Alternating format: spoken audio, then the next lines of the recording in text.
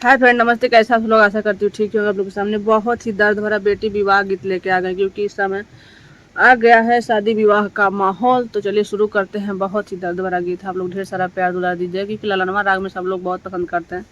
देखते हैं हमको भी कोई पसंद करता है कि नहीं, और कमेंट में जरूर बताइए गाना कैसा लगा। बहुत ही दर्द भरा गीत है। लाल ही घोड़ा चीत काबर बछड़वा खाड़ मड़ौआ के बीच जी। अरे इहे घोड़ा बाबा मोर ससुर के देता बढ़त नमवा तोहार रे ललनवा। इहे घोड़ा बाबा मोर ससुर के देता बढ़त नमवा तोहार रे ललनवा। लाल ही घोड़ा चीत काबर बछड़वा खाड़ मड़ौआ के बीच जी।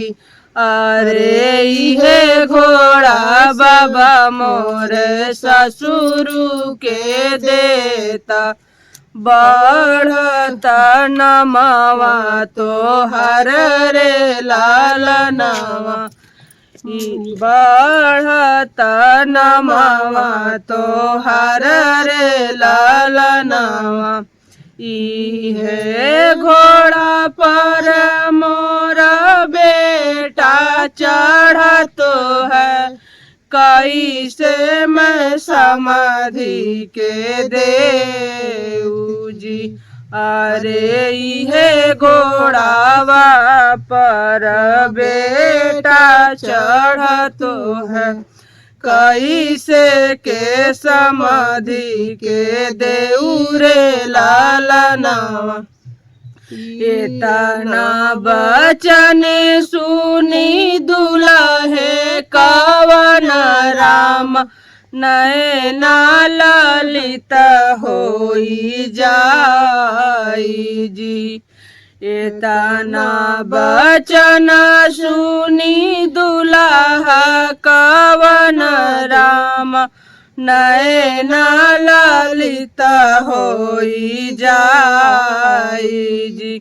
अरे इतना बचन सुनी दुल्हे कवन राम नैना ललित होई जाई रे ललनवा।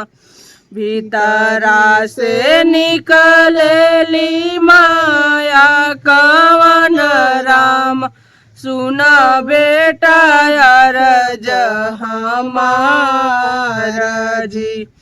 अरे चंदा सूरज जैसन बेटी संकल्प घोड़ावा के कवना बात रे ललनवा। अरे घोड़ावा के कवना बात रे ललनवा।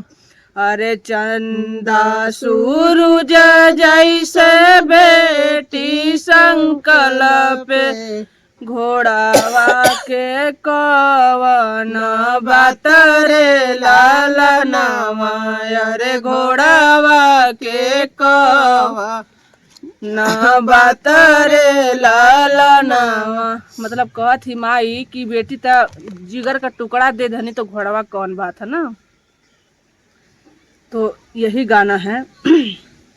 चंदा सूरज ऐसन बेटी संकल्प अरे घोड़ावा के कवन बात रे ललनवा।